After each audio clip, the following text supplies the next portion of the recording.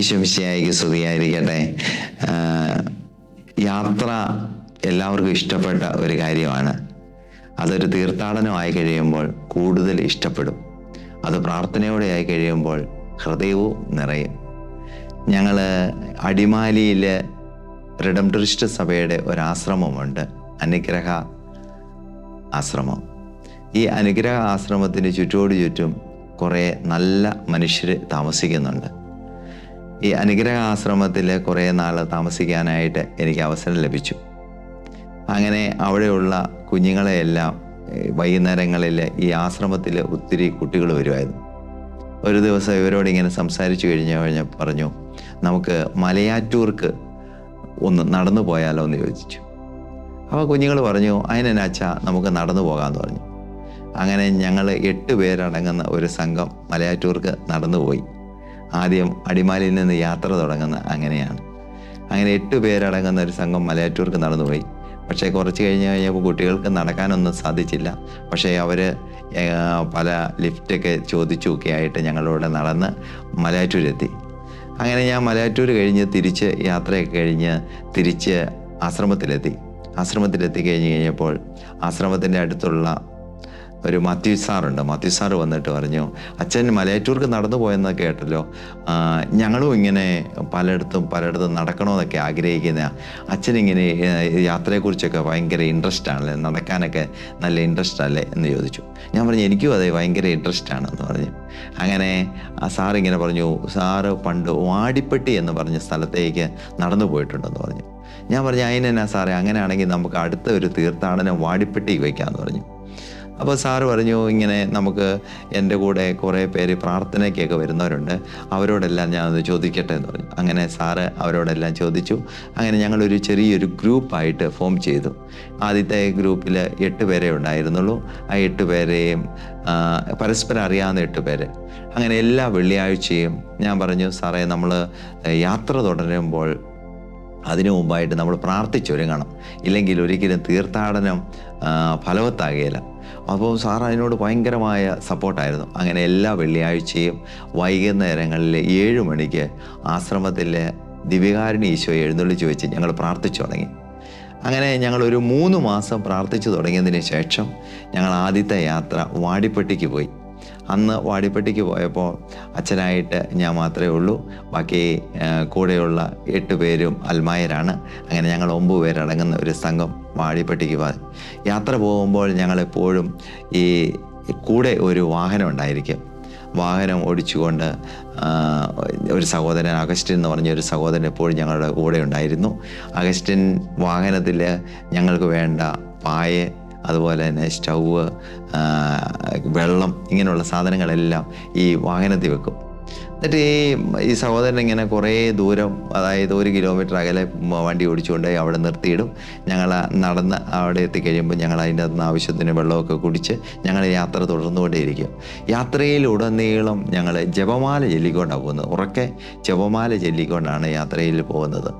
അങ്ങനെ ഞങ്ങൾ ഓരോ യാത്രയും ഇങ്ങനെ ജപമാല ഒന്നിന് പുറകെ ഒന്നായി ചേർന്ന് പോകും. മിക്കപ്പോഴും ഞങ്ങൾ രാത്രി ഫോക്കസ് ചെയ്തുകൊണ്ടാണ്, പകലിച്ച് ചൂടായതുകൊണ്ടാണ് രാത്രിയിൽ. അപ്പോൾ ആദ്യത്തെ ദിവസം ഞങ്ങൾ ആദ്യ കാലങ്ങളിൽ ഞങ്ങൾ വെളുപ്പിനെ 3 മണിക്ക് വിശുദ്ധ കുർബാന ചൊല്ലിയിട്ടാണ് യാത്ര ആരംഭിച്ചത്. അത് കഴിഞ്ഞിട്ട് പിന്നീടായി കഴിഞ്ഞപ്പോഴത്തേന് ഞങ്ങൾ കുറച്ചുകൂടെ രാത്രിയിലേക്ക് മാറ്റി. വൈകുന്നേരങ്ങളിൽ വിശുദ്ധ കുർബാന ചെല്ലുന്നു, അങ്ങനെ നടക്കുന്നു. അങ്ങനെ വിശുദ്ധ കുർബാനയൊക്കെ കഴിഞ്ഞ് യാത്ര ഞങ്ങൾ ആരംഭിച്ചു. യാത്ര ആരംഭിച്ച് ഒരു 10:30-11 മണിയാകുമ്പോഴത്തേനും ഞങ്ങൾ എവിടെയെങ്കിലും കിടക്കും. അതിന് ഇന്ന സ്ഥലമൊന്നുമില്ല, നല്ല ടൈലിട്ട ഒരു കടത്തിണ്ണ കണ്ടു കഴിയുമ്പോൾ അവിടെ കയറി അങ്ങ് കിടക്കും. അവിടെ കയറി സുഖമായിട്ട് എല്ലാവരും കിടക്കും. പിന്നെ കൊതുകടിയില്ല, തണുപ്പില്ല, ഒന്നുമില്ല. കാരണം അതുപോലെ ക്ഷീണിതരായിട്ട് കിടക്കുകയാണ്. അവിടെ കിടന്ന് ഞങ്ങൾ കുറച്ച് നേരം ഉറങ്ങും. ആദ്യം എഴുന്നേൽക്കുന്നവർ അല്ലെങ്കിൽ ഒരു 1 മണി 2 മണിയൊക്കെ ആകുമ്പോഴത്തേനും ചാടി എഴുന്നേറ്റ് കഴിഞ്ഞാൽ അന്നേരം അടുത്ത ആൾക്കാരെ വിളിച്ചു. എല്ലാവരും എഴുന്നേറ്റു. സത്യം പറയുകയാണെങ്കിൽ മുഖം പോലും കഴുകാതെ അടുത്ത യാത്ര തുടങ്ങുക. പായ മടക്കി വണ്ടിയിലിട്ടിട്ടു. ഞങ്ങൾ കൊന്ത ചൊല്ലി സ്റ്റാർട്ട് ചെയ്തു. അടുത്ത യാത്ര അങ്ങ് തുടങ്ങിയാണ്. പകല് അത് കഴിഞ്ഞിട്ട് ഞങ്ങൾ ഇടയ്ക്കെല്ലാം ഇങ്ങനെ കുറച്ച് മടുത്ത് കഴിയുമ്പോഴത്തേന് വിശ്രമിക്കും.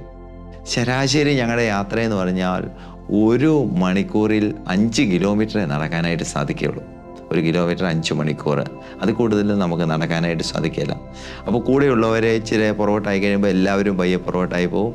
അത് കഴിഞ്ഞ് എല്ലാവരെയും കൂടെ ഒന്നിച്ച് ഞങ്ങൾ ഈ യാത്ര തുടരും.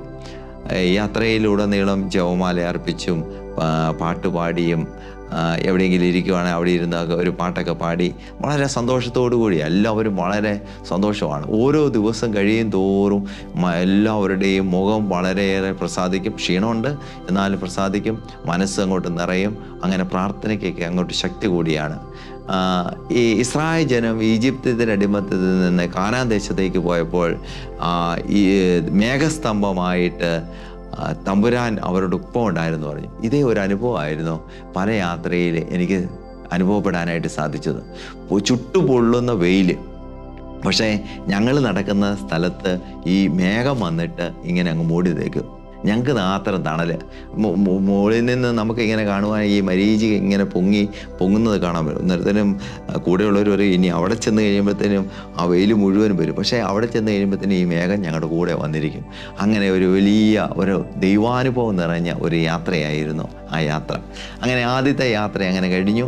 അത് കഴിഞ്ഞിട്ട് അന്ന് വാടിപ്പെട്ടി എന്ന് പറഞ്ഞ പരിശുദ്ധ അമ്മയുടെ ഒരു തീർത്ഥാടന കേന്ദ്രം തമിഴ്നാട്ടിലായിരുന്നു. അത് 280 കിലോമീറ്റർ ആയിരുന്നു. ആ യാത്ര കഴിഞ്ഞു തിരിച്ചു വന്നു. ഞങ്ങളുടെ ഫൈനലായിട്ട് ഞങ്ങൾ ആശ്രമത്തിൽ വീണ്ടും കൂടി തിരിച്ച് ഞങ്ങൾ ആ വണ്ടിക്കും പിന്നെ കുറച്ച് പേര് ബസ്സിനൊക്കെ ആയിട്ടാണ് തിരിച്ചു വന്നത്. അത് കഴിഞ്ഞിട്ട് തിരിച്ചു വന്നു.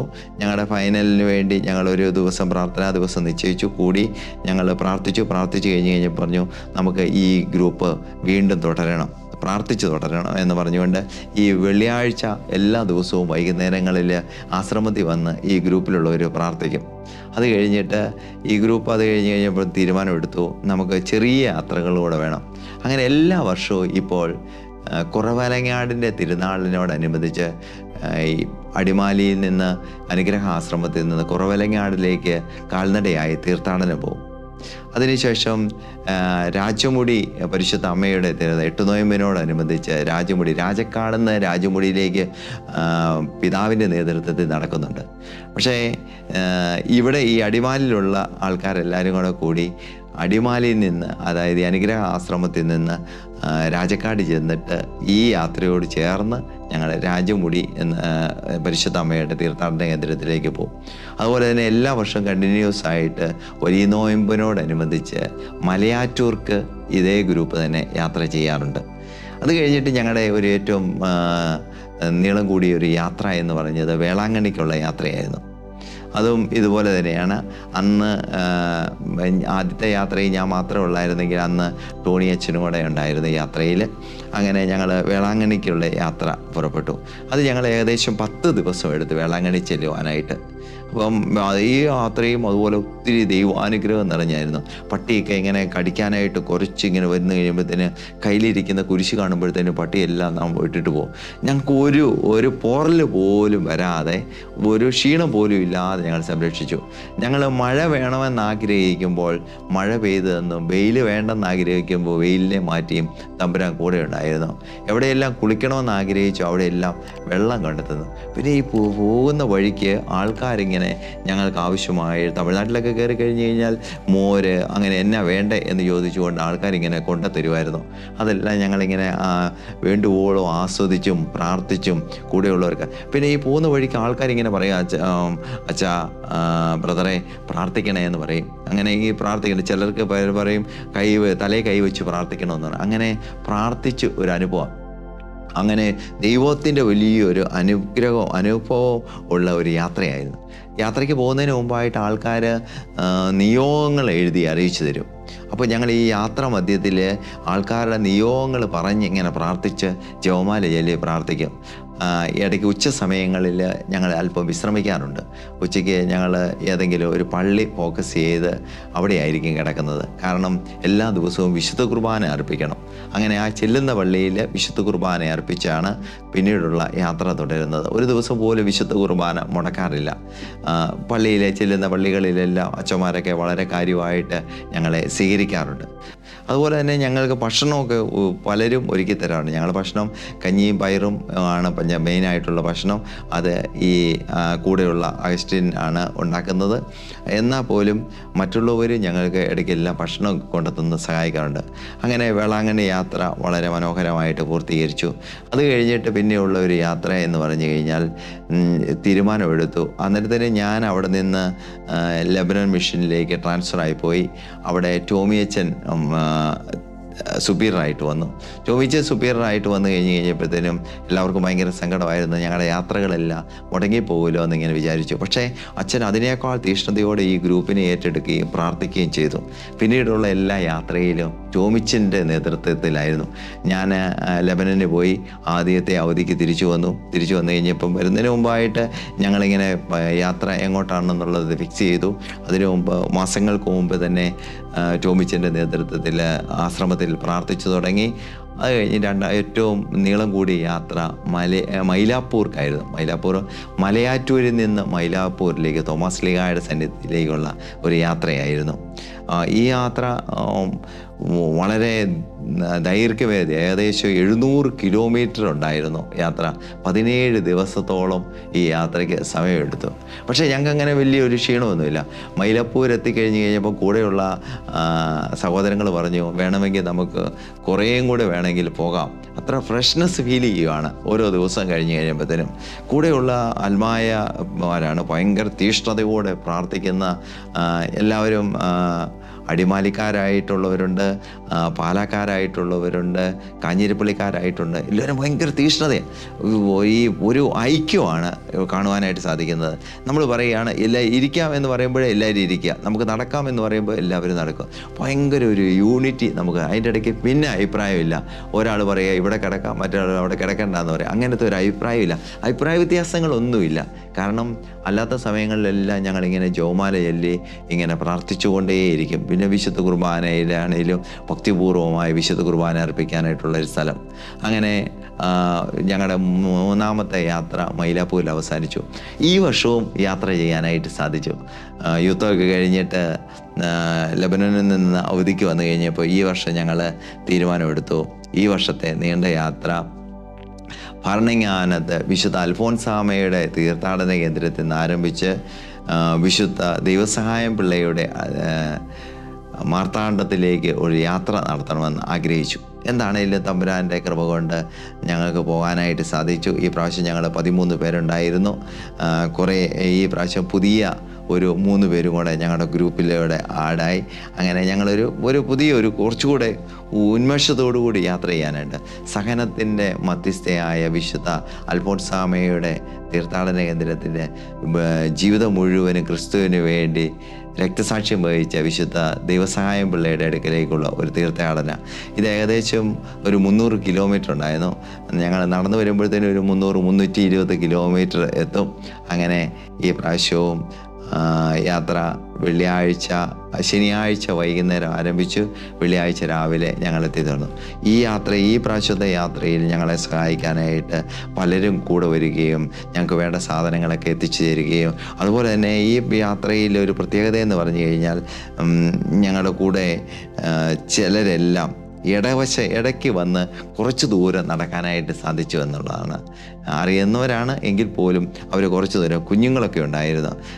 5ാം ക്ലാസ്സിൽ പഠിക്കുന്നതും 8ാം ക്ലാസ്സിൽ പഠിക്കുന്ന 10ാം ക്ലാസ്സിൽ പഠിക്കുന്ന കുഞ്ഞുങ്ങളൊക്കെ കുറേ ദൂരം ബ്രദറെ ഞങ്ങൾക്ക് ഇത്രയേ നടക്കാൻ പറ്റുള്ളൂ എന്ന് പറഞ്ഞ് എന്നാൽ അത്രയും ഞങ്ങളുടെ കൂടെ നടന്ന് അങ്ങനെയൊക്കെ നടക്കുന്നവരുണ്ട്.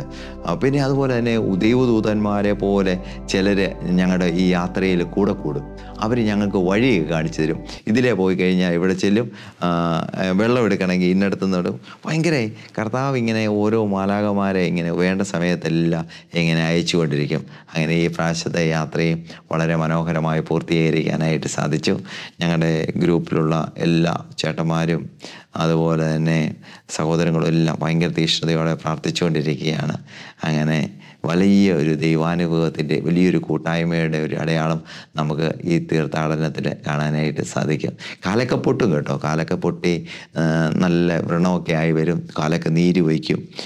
പക്ഷേ ഈ സഹനമൊക്കെ ഏറ്റെടുത്ത് മുന്നോട്ട് നീങ്ങാനുള്ള ഒരു കൃപ ഈ വിശുദ്ധരും ഈശോയുടെ വലിയ കരുണയും നിൻ്റെ പാദങ്ങൾ കല്ലിന്മേൽ തട്ടാതെ കരങ്ങളിൽ വഹിച്ചു കൊള്ളുന്നുള്ള തമ്പുരാൻ്റെ ആ വാക്കും ഒക്കെ വലിയ വിശ്വാസത്തിൽ പ്രേരണമായിട്ട് ഞങ്ങൾക്ക് മുമ്പേ നീങ്ങിക്കൊണ്ടിരിക്കുകയാണ്.